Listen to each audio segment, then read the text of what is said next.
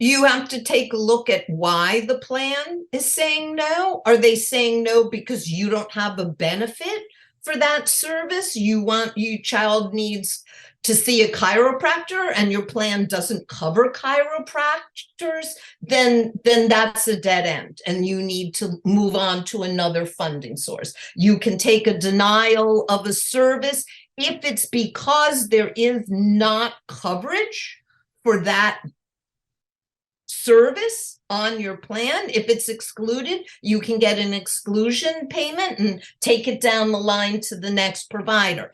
If the plan is telling you that they don't believe it's medically necessary, you can file a grievance and appeal and prove why it is medically necessary. You can get a doctor to write a note. You can submit a report that shows there's been progress made through that treatment.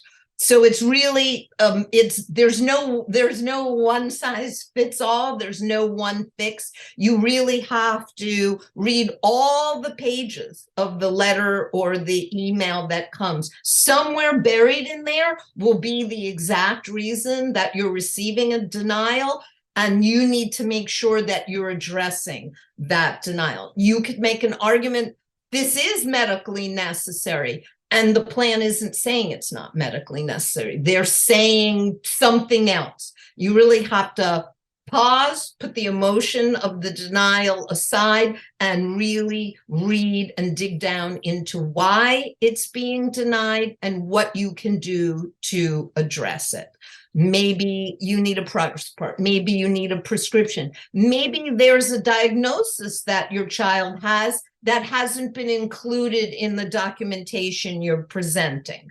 And you can submit with a different diagnosis. Maybe something's being denied because of a billing code and you need to work with the provider to submit under another code that's appropriate. You have to address the actual reason why you're receiving a denial, fix it in the way appropriate to the basis of the denial, or if it's a complete exclusion on your plan, that's both bad news and good news because you can move on.